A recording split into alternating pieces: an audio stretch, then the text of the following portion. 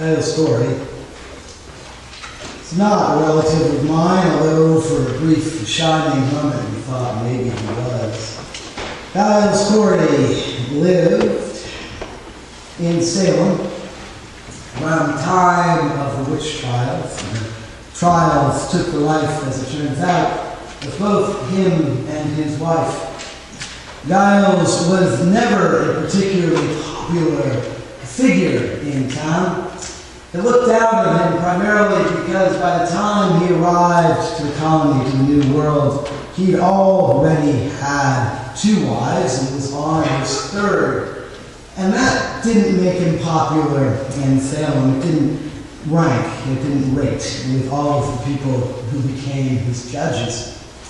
He was also rich, and the town kind of resented that too.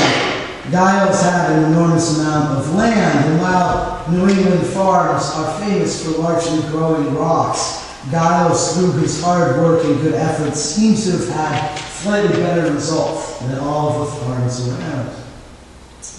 Maybe then it's no surprise, or it was no surprise, when Elizabeth Putnam accused Giles of being a wizard, said that she had seen him perform many signs and wonders, and that she was sure he was cavorting with the devil. By the time that accusation happened, Giles' wife had already been dragged him and found guilty. So knowing that he was going to lose her, Giles decided that he wasn't going to lose anything else in his life. When they came and they told Giles that he had been accused, he was given a choice. And under the law at this time, this was a choice that everybody had. It was a horrible choice. Either plead guilty, and you will lose everything that you own. It all gets taken away by the state and divided up between your neighbors. One of whom, by the way, was the Putnams. Or plead innocent, and then everything while you are in jail awaiting trial is taken and divided up and given to the state in the hopes that you'll be found innocent and it will be returned to you. Those are your options. Giles knew that his wife, who was completely innocent, was already looking at being hanged for nothing at all. He didn't have any faith in this system or its fairness.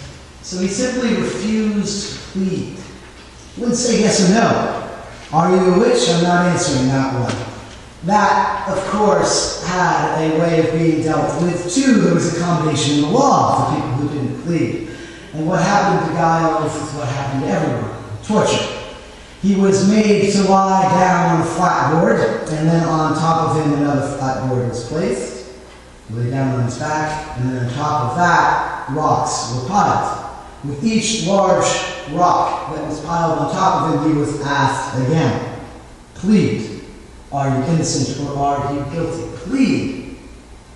Giles said only for each and every rock this: more weight.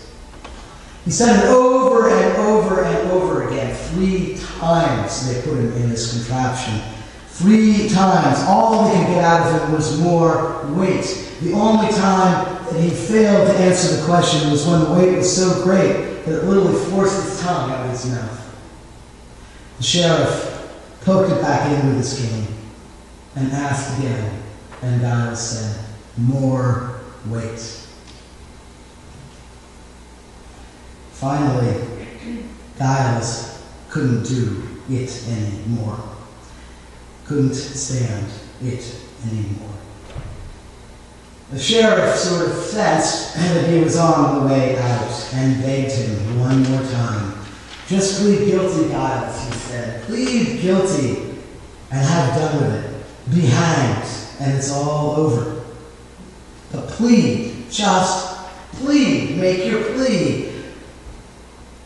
Giles looked at him for a minute and only said, more weight.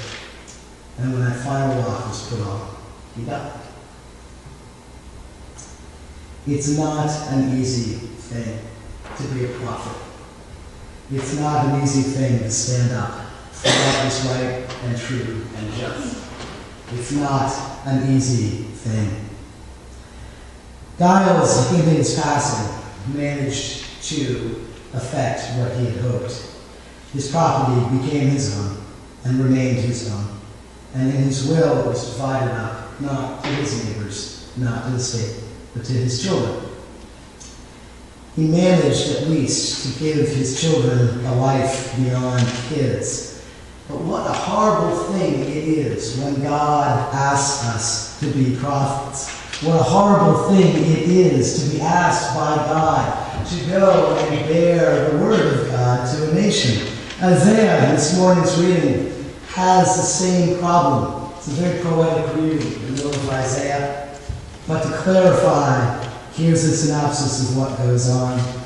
Isaiah turns to God and says, I am having trouble here, God. You have told me to preach to the Israelites, and most of them aren't listening to me.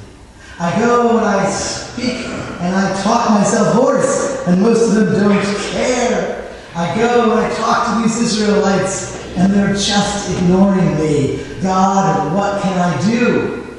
They don't like me much. They're threatening to run me out of town. What can I do? And God's response to Isaiah is simple. He says, it is too light a thing that I've asked you to do. Clearly, what I asked you to do, preaching to the Israelites, too easy. Now what you have to do is this. You have to take this message to all the nations of the world. I can't imagine Isaiah's response in that moment, other than to think that it must have been a bit like Giles' response to being told was a plea.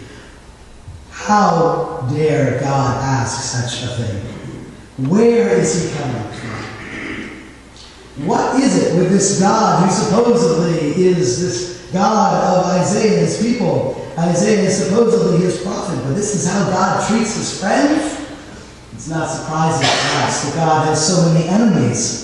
To be told when it's the things are at their toughest, that it has to be even more that you have to do, that you have to expand, that you have to go out to all the nations. If even Israel is not listening to you, what are the odds that any other nation will?